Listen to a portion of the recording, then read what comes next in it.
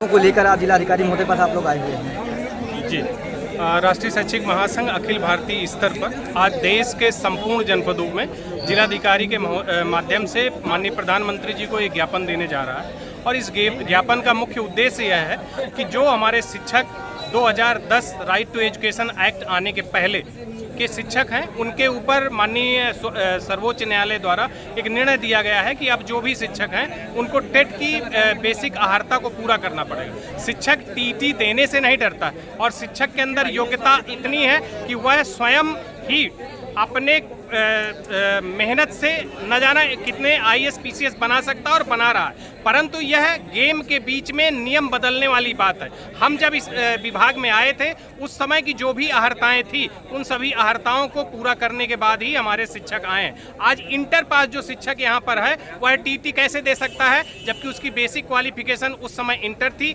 Diet में उसकी एक परीक्षा होती थी, उस परीक्षा को देता था, फिर इंटरव्यू होता था और 20 से 25 सीटें होती थी पूरे जनपद के लिए, उनमें से वो चयनित हुआ। वह टेट की परीक्षा कैसे देगा? तो अपनी मांगों को माननीय प्रधानमंत्री तक पहुंचाने के लिए यह एक सांकेतिक धरना हम लोग दे रहे हैं और ज्ञापन देने वाले हैं। इससे पहले 1 मई 2025 को जब माननीय सर्वोच्च न्यायालय का निर्णय नहीं आया था, आदरणीय देश के शिक्षा मंत्री धर्मेंद्र प्रधान जी को हम लोगों ने पहले ही यह पत्र दिया था, जिसमें 9वें बिंदु पे हमने कहा था कि हमारे जो भी शिक्षक हैं, राइट टू एजुकेशन एक्ट आने के पूर्व की नियुक्तियों की जो सेवा शर्तें थी उन सेवा शर्तों को पूरा करने के बाद ही वह शिक्षक बना है। अब यदि आप खेल के बीच में नए नियम ला रहे हैं तो कहीं ना कहीं आपकी मंशा पे यह विचार करना पड़ेगा कि क्या आप यह चाहते हैं कि शिक्षक जैसे ही हमारा 45-50 वर्ष का हो उसको इस विभाग से विदा कर दीजिए और नए अग्निवीर जैसे शिक्षक रख लीजिए। तो यह सरकार की मंशा किसी भी हालत में पूरी नहीं होगी।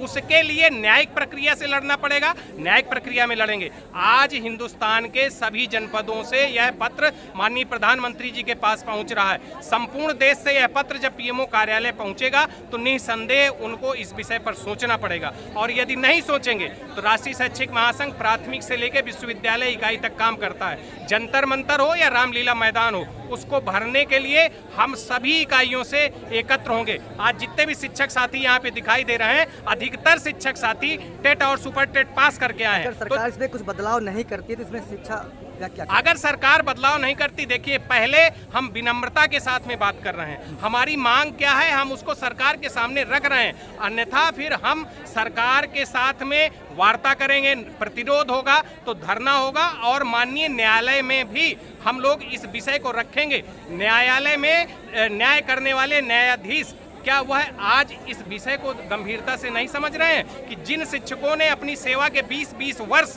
इस विभाग को देके अनगिनत टैलेंट को समाज के सामने लाकर रखा है, आज उनको आप जैसे ही वो उम्र दराज हो रहे हैं उनके ऊपर परीक्षा जैसी एक व्यवस्था को आप लागू कर रहे हैं जो किसी भी तरीके से अखिल भारतीय राष्ट्रीय शैक्षिक महासंघ को स्वीकार्य नहीं है। जी, आपका परिचय? मेरा परिचय अदीप सिंह, जिलाध्यक्ष राष्ट्रीय शैक्षिक महासंघ फतेहपुर।